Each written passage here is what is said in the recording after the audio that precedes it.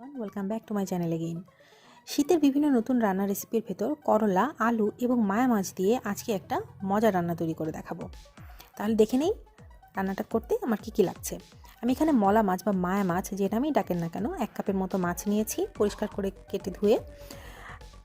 করলা নিয়েছি পাতলা পাতলা লম্বা লম্বা সাইজ করে কাটা, এবং আলু নিয়েছি একই রকমভাবে একটু পাতলা করে কাটা 1/2 কাপের মতো। পাত্রে তেল দিয়ে নিয়েছি প্রায় 4 টেবিল চামচের মতো, 4 থেকে 5 টেবিল চামচের মতো। একটা মিক্সড মশলার পেস্ট দিয়েছি 1 টেবিল চামচের মতো, যেখানে ছিল পেঁয়াজ, সামান্য আদা রসুন কুচি এবং একটুখানি জিরা। সব কিছু দিয়ে আমি একটা মশলার পেস্ট করেছিলাম। এর ভেতর দিয়ে দিচ্ছি 1/2 চা চামচের মতো হলুদ গুঁড়া, পরিমাণ মতো লাল মরিচের গুঁড়া এবং পরিমাণ মতো লবণ। সব কিছু দিয়ে মশলাটা ভালো করে একটু কষিয়ে নিচ্ছি এবং এটার ভেতর 1 কাপ পরিমাণ মাছ দিয়ে দিচ্ছি। মাছটা একটু হালকা হাতে নাড়তে হবে, কারণ এটা একটু নরম মাছ, বেশি নাড়াচাড়া করলে মাছটা ভেঙে নষ্ট হয়ে যেতে পারে।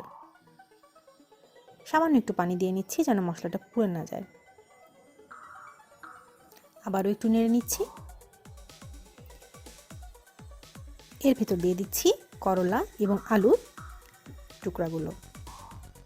করলার পরিমাণের থেকে আলুর পরিমাণ কিন্তু একটু এখানে কমই হবে।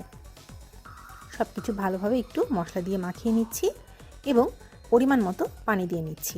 আমি এখানে মোটামুটি 1.5 কাপের মতো পানি দিয়েছিলাম। ঢেকে অপেক্ষা করছি 6 থেকে 7 মিনিটের মতো। চুলার আঁচটা এই পর্যায়ে মিডিয়াম থেকে একটু হাই হিটে রাখতে হবে। মিনিট 6 পরে পানিটা যখন একটু কমে যাবে, তখন আবারও হালকা করে একটু নাড়াচাড়া করে দিচ্ছি।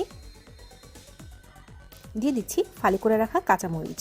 ঝাল বেশি খেতে চাইলে কাঁচামরিচের পরিমাণ আরও কয়েকটা বাড়িয়ে দেওয়া যায়, এবং উপর থেকে তেলে নেওয়া জিরার গুঁড়া ছিটিয়ে দিচ্ছি।